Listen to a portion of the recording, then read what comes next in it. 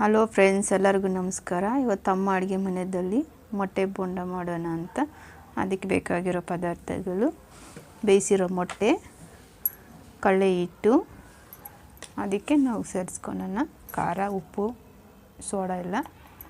ನಾನು ಉಪ್ಪು ನಮ್ಮ ತಗ್ಗಟ್ಟಾಗಿ ಹಾಕ್ಕೊಳ್ಳೋಣ.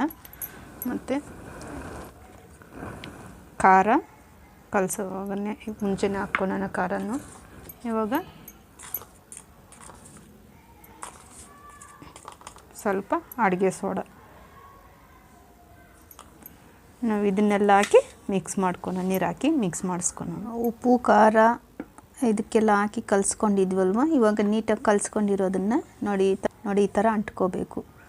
ಆವಾಗ ಚೆನ್ನಾಗಿ ಬರುತ್ತೆ. ಮೊಟ್ಟೆ ಬೋಂಡ ಆಗಲಿ, ಮಾಮೂಲಿ ಬಜ್ಜಿ ಆಗಲಿ, ಮೆಣಸಿನ್ಕಾಯಿ ಬಜ್ಜಿ ಆಗಲಿ, ಇದೇ ಥರ ಕಲಿಸ್ಕೊಂಡ್ರೆ ಒಂದು 10 ನಿಮಿಷ ಕಲಸಿ ಸೈಡ್ಗೆ ಇಟ್ಬಿಟ್ಟು ಆಮೇಲೆ ಮಾಡಿದ್ರೆ ಚೆನ್ನಾಗಿ ಬರುತ್ತೆ. ಇದು ಈ ಥರ ಮಾಡಿದ್ರೆ ನಾವು ಈ ಥರ ಕಟ್ ಮಾಡಿ ನಾವು ಮೊಟ್ಟೆ ಬಜ್ಜಿ ಮಾಡ್ಕೊಳ್ಳೋಣ. ಇಲ್ಲ ಫುಲ್ ಮೊಟ್ಟೆನೂ ಹಾಕ್ಕೋಬೋದು. ನಿಮ್ಗೆ ಯಾವ ಥರ ಇಷ್ಟ ಆದರೆ ಆ ಥರ ನಾವು ಇದಕ್ಕೆ ಹಸಿಟ್ಟದಲ್ಲಿ ಇದು ಮಾಡಿ ಬಜ್ಜಿ ಯಾವ ಥರ ಬಜ್ಜಿ ಮಾಡ್ಕೊತೀವೋ ಅದೇ ಹಸಿಮೆಣಸಿನ್ಕಾಯಿ ಬಜ್ಜಿ ಮಾಡ್ಕೊತೀವಲ್ವ, ಆ ಥರ ಮಾಡ್ಕೋಬೋದು. ಸೇಮ್ ನಾನು ನೋಡಿ ಈ ಥರ ಕಟ್ ಮಾಡಿ ಇಟ್ಕೊಂಡಿದ್ದೀವಿ. ಇದನ್ನು ನಾನು ಬಜ್ಜಿ ಬಿಡ್ತೀನಿ. ಇವಾಗ ಬಾಣಲಿ ಇಟ್ಕೊಂಡು ಆಯಿಲ್ ಹಾಕ್ಕೊಂಡು ಇವಾಗ ಬಿಸಿ ಆಗೈತೆ.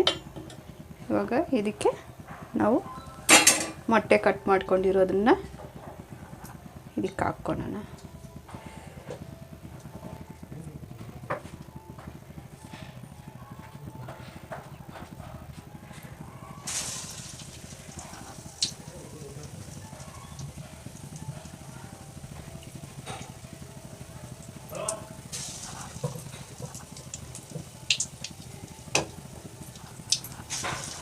ಒಂದೊಂದಾಗಿ ಸ್ಲಿಮ್ಮಲ್ಲಿ ಇಟ್ಕೋಬೇಕು.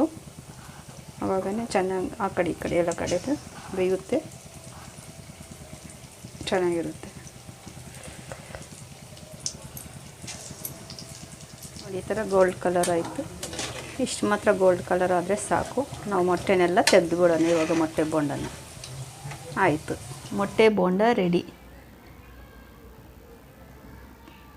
ಪ್ಲೀಸ್ ಲೈಕ್ ಮಾಡಿ, ಶೇರ್ ಮಾಡಿ, ಸಬ್ಸ್ಕ್ರೈಬ್ ಮಾಡ್ಕೊಳ್ಳಿ.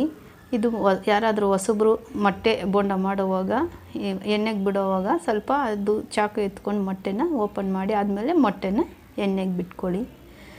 Thank you.